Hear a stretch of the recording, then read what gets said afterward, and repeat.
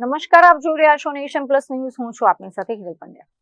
અરવલ્લી જિલ્લા આંગણવાડી સંગઠન છેલ્લા ઘણા સમયથી પોતાના હક અને અધિકારો માટે આંદોલન ચલાવી રહ્યું છે, પરંતુ તેમ છતાં સરકાર તેમની માંગણીઓ પર ધ્યાન આપી રહી નથી. ત્યારે ભિલોડા ખાતે આંગણવાડી કાર્યકર અને તેડઘર બહેનોએ સરકારની ઊંઘ ઉડાડવા અનોખી રીતે રોષ વ્યક્ત કર્યો છે. અરવલ્લી જિલ્લામાં આંગણવાડી બહેનોનો અસંતોષ હવે ચરમસીમાએ પહોંચ્યો છે. પોતાના પડતર પ્રશ્નોના કાયમી ઉકેલ માટે લાંબા સમયથી રજૂઆતો કરવા છતાં કોઈ પરિણામ ન આવતા આંગણવાડી કાર્યકરો અને તેડઘરોએ આક્રમક વલણ અપનાવ્યું છે. ભિલોડા ખાતે મંગળવારે આંગણવાડી સંગઠન દ્વારા એકત્રિત થઈને વિરોધનું નવું જ સ્વરૂપ દર્શાવવામાં આવ્યું હતું.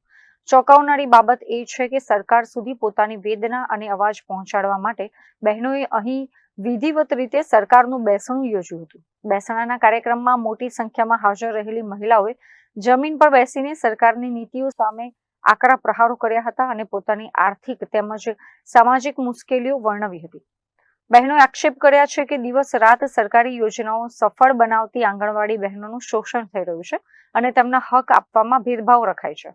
આંગણવાડી સંગઠનની બહેનોએ સ્પષ્ટ શબ્દોમાં આક્રોશ વ્યક્ત કરતા જણાવ્યું હતું કે આ માત્ર પ્રતિકાત્મક વિરોધ જ છે. જો આગામી દિવસોમાં પણ સરકાર તેમની વ્યાજબી માંગણીઓ પર ધ્યાન નહીં આપે તો આ આંદોલન આખા જિલ્લામાં વધુ ઉગ્ર અને વ્યાપક બનાવવામાં આવશે. અત્યારે તો ભિલોડામાં યોજાયેલા આ અનોખા બેસણા કાર્યક્રમે સમગ્ર જિલ્લા વહીવટી તંત્ર અને રાજકીય વર્તુળોમાં ભારે ચર્ચા જગાવી છે. બેસણું કાર્યક્રમ મનાવ્યો છે. સરકારનું બેસણું આજે આંગણવાડી કાર્યકર બહેનોએ સરકારનું બેસણું કાર્યક્રમ યોજી અને આજે સરકારનું બેસણું કાર્યક્રમ મનાવ્યો છે. સરકારનું બેસણું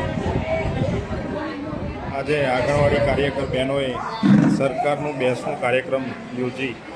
મહેન્દ્ર પ્રસાદ, નેશન પ્લસ ન્યૂઝ, અરવલ્લી. સમાચારોનો સતત અપડેટ મેળવવા માટે અમારી નેશન પ્લસ ન્યૂઝની યુટ્યુબ ચેનલને સબસ્ક્રાઇબ કરો, બેલ આઇકન દબાવો અને જોડાયેલા રહો ફેસબુક, ઇન્સ્ટાગ્રામ અને ટ્વિટર પર.